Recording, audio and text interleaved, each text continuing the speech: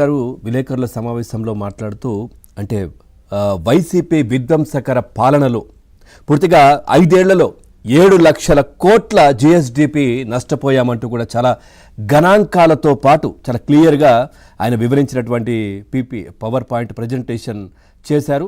So దాంట్లో ఏ విధంగా నష్టపోయాము, ఎట్లా జరిగింది, ఏంటి అనేది, వైసీపీ విధ్వంసకర పాలన ఏ విధంగా 5 సంవత్సరాలు కొనసాగింది అనేది చాలా క్లియర్గా వివరించారు. అంటే బ్రాండ్ పోవడంతో ఏపీకి సంబంధించి బ్రాండ్ ఈ 5 సంవత్సరాలు గత 5 సంవత్సరాలు వైసీపీ అధికారంలో ఉన్నప్పుడు పోవడంతో చాలా నష్టపోయామంటూ కూడా ఆయన వివరించారు. ఎందుకు పోయింది బ్రాండ్ అనేది అంటే విభజన కారణంగా వ్యవస్థీకృతంగా ఏపీకి ఇబ్బందులు వచ్చాయి, అదందరికీ తెలిసిందే. విభజన కారణంగా ఆ ఇబ్బందులను సరిచేసే సమయంలో వైసీపీ ప్రభుత్వం రాష్ట్రంలో అధికారంలోకి వచ్చిన విషయం మనం చూసాం. ఆ తర్వాత రాష్ట్రాన్ని పూర్తిగా ఏ విధంగా ధ్వంసం చేసింది ఇవన్నీ కూడా గత 5 సంవత్సరాలు కూడా మనం చూడొచ్చు.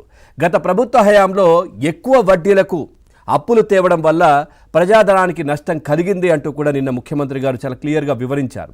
ఆ తెచ్చినటువంటి వడ్డీ, ఆ డబ్బులు ఎక్కడికి పోయాయో కూడా ఎవరికి తెలియని పరిస్థితి. మరి దేనికి ఇన్వెస్ట్ చేశారు, ఎక్కడ పెట్టారు అనేది. అంటే అప్పు తెచ్చిన తర్వాత దాన్ని ఏదో ఒక రూపంలో కూడా మనకు దాన్ని కనబడాలి, కానీ అట్లాంటిది ఏదీ లేదు. ఎక్కడికి పోయిందో తెలియని పరిస్థితి.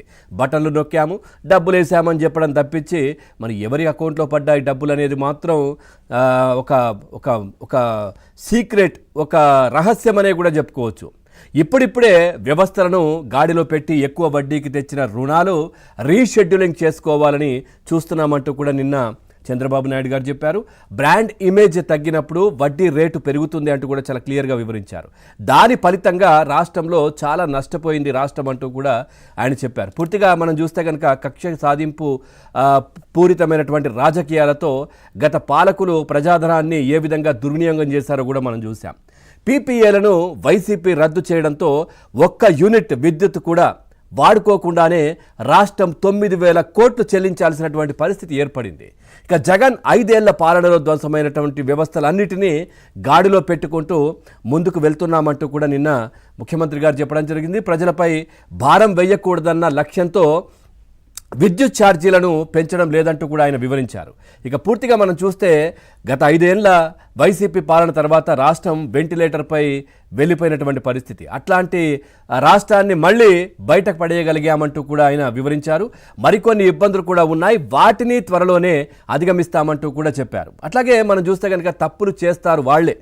ఇక తప్పులు చేసి దాని తర్వాత ఏమంటారు, ఆ తప్పులు చేసిన వారిని సమర్థిస్తారు. ఎవరైతే తప్పులు చేస్తారో ఆ పార్టీకి సంబంధించిన వాళ్ళు మనం చూస్తున్నాం కదా. ఈ మధ్యకాలంలో జగన్మోహన్ రెడ్డి ప్రెస్ మీట్ పెట్టినప్పుడు ఏ విధంగా సమర్థిస్తున్నారో తప్పులు చేసిన వాళ్ళని. ఇలాంటి వారు ప్రతిపక్షంలో ఉన్నారు అని కూడా నాకు చాలా ఇబ్బందికరంగా అనిపిస్తోందంటూ కూడా నిన్న ముఖ్యమంత్రి గారు మాట్లాడారు.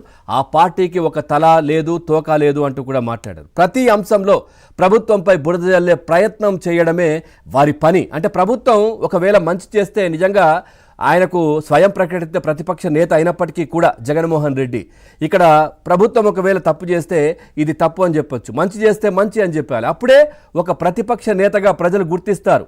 అన్ని సీట్లు రాకపోయినప్పటికీ కూడా సరేలే మన పక్షాన పోరాడుతున్నారు కదా అని అనిపిస్తారు. కానీ అలా కాదు. ప్రభుత్వం ఏం చేసినా, మంచి చేసినా, ఏది చేసినా కానీ అది తప్పే అని చెప్పేటటువంటి వ్యక్తి, ఏకైక వ్యక్తి ఎవరైనా ఉన్నారనంటే రాష్ట్రంలో అది జగన్మోహన్ రెడ్డి అంటూ కూడా ప్రజలు మాట్లాడుకుంటున్నారు. పూర్తిగా మనం చూస్తున్నాం కదా, పరకామణిలో డబ్బులు కొట్టేసినటువంటి వ్యవహారాన్ని ఒక చిన్న నేరంగా ఏ విధంగా పేర్కొన్నారు జగన్మోహన్ రెడ్డి అనేది మనం చూసాం. సో పూర్తిగా అంటే దానికి సంబంధించి కూడా నిన్న సీఎం గారు కూడా చాలా ఆగ్రహం వ్యక్తం చేశారు, ఏమనాలి ఇట్లాంటి వాళ్ళనంటూ. అట్లాగే సచివాలయంలో ఏదైతే విలేకరులతో మాట్లాడుతూ ఆయన చాలా అంశాలు కూడా నిన్న చెప్పారు. ఓ దేవాలయంలో దేవుడి సొమ్ము చోరీ చేస్తే తక్షణం అతన్ని సస్పెండ్ చేసి అరెస్ట్ చేయించాం మేము. కానీ ఇప్పుడు వీళ్ళు ఏం మాట్లాడుతున్నారు, వీళ్ళు ఏం చేశారు, గత 5 ఏళ్లలో ఇట్లాంటి తప్పులు కోకొల్లలు జరిగాయి, వాటికి సంబంధించి ఏమైనా అసలు శిక్షలో లేదంటే ఆ పార్టీకి సంబంధించిన వాళ్ళను సస్పెండ్ చేయడమో ఎట్లాంటిది ఏమైనా చేశారా? చేయకపోగా సమర్థించుకుంటూ వచ్చారు జగన్మోహన్ రెడ్డి. అట్లాగే మనం చూస్తే కనుక కలియుగ దైవం వెంకటేశ్వర స్వామి ఆలయంలో దేవుడి సొమ్ము చోరీ చేస్తే దాన్ని ఏ విధంగా జగన్మోహన్ రెడ్డి గారు సమర్థించారో మనం చూసాం. పూర్తిగా ఏదైతే రోజుకు 1,00,000 మంది భక్తులు వచ్చేటటువంటి దేవుడితో ఆటలా అంటూ నిన్న ఆయన చంద్రబాబు నాయుడు గారు కూడా ఆగ్రహం వ్యక్తం చేశారు. గతంలో మనం చూస్తే నాసిరకం అన్న ప్రసాదాలను భక్తులకు ఇస్తే దాన్ని కూడా జగన్మోహన్ రెడ్డి సమర్థించుకున్నారు. కల్తీ నెయ్యి స్వామివారి ప్రసాదం తయారీకి సరఫరా చేస్తే ఆ సంఘటనను కూడా ఆయన వెనకేసుకొచ్చినటువంటి పరిస్థితి మొన్న ప్రెస్ మీట్లో చూసాం. ఇలాంటి వారితో రాజకీయం చేయడానికి సిగ్గుగా ఉందంటూ కూడా నిన్న చంద్రబాబు నాయుడు గారు వ్యాఖ్యానించారు. అట్లాగే మనం చూస్తే 70,000 చోరీ చేశారు, 14 కోట్లు రాసిచ్చాడు అంటే తప్పు ఒప్పవుతుందా అంటూ కూడా నిన్న మాట్లాడారు. 70,000 రూపాయలు చోరీ చేశారు, ఆ డాలర్లు అవన్నీ కూడా. సో దానికి ఇంత డబ్బు దాదాపుగా 14 కోట్ల రూపాయలు రాసిచ్చారు, అయితే ఇంకా తప్పు అయిపోయినట్టేనా, సో ఇచ్చేస్తే సో శిక్షలు ఉండవా అంటూ కూడా నేను సీఎం గారు చాలా సీరియస్గా మాట్లాడారు. అట్లాగే మనం చూస్తే ఏదైతే సింగయ్య అనే వ్యక్తిని కారు కింద తొక్కేసి ఆయన భార్యతో ఏదైతే టీడీపీ పార్టీ పైన ఏ విధంగా ఆరోపణలు చేయించారో మనం చూసాం. అప్పటి వరకు ఏమీ మాట్లాడినటువంటి వాళ్ళ వైఫ్ సింగయ్య భార్య తర్వాత జగన్మోహన్ రెడ్డి గారిని కలిసి బయటకు వచ్చి లోకేష్ గారి మనుషులు మా దగ్గరికి వచ్చి బెదిరించారు, లోకేష్ గారు ఆ అంబులెన్స్లో ఆ లోకేష్ గారి మనుషులే తీసుకొని వెళ్ళారు సింగయ్యను, అప్పుడే ఏమో జరిగి ఉంటుంది అని జగన్మోహన్ రెడ్డి గారిని కలిసి బయటకు రాగానే ఈ విషయం చెప్పారు. సో ఎందుకు ఈ విధమైనటువంటి కార్యక్రమాలు చేస్తూ ఉన్నారు, రాష్ట్రాన్ని ఇంకా కూడా ఇబ్బందుల పాలు ఎందుకు చేస్తున్నారంటూ కూడా చాలా ఆవేదన వ్యక్తం చేశారు. సో మరి ఏం జరగబోతోంది ఏంటి చాలా క్లియర్గానైతే నిన్న విలేకరుల సమావేశంలో జీడిపి కావచ్చు, జిఎస్డిపి గణాంకాలను చాలా క్లియర్గా వివరించి ఎందుకు ఈ విధంగా రాష్ట్రం ఈ విధంగా కావడానికి కారణం ఏంటి అనేది చాలా క్లియర్గా ముఖ్యమంత్రి గారు వివరించారు. సో ఈ అంశానికి సంబంధించి మనం చర్చలోకి వెళ్దాం. చర్చలో పాల్గొంటున్నారు రాజకీయ విశ్లేషకులు అంకంరావు గారు, ఇటు టీడీపీ పార్టీ నుంచి అజయ్ సజ్జా గారు, అట్లాగే బీజేపీ పార్టీ నుంచి జల్లి మధుసూదన్ గారు కూడా మరి కాసేపట్లో జాయిన్ అవుతారు. ముందుగా పెద్దలు అంకంరావు గారితో మాట్లాడదాం. సార్, అంకంరావు గారు, నిన్న ముఖ్యమంత్రి గారు ఒకవైపు రాష్ట్రం ఏ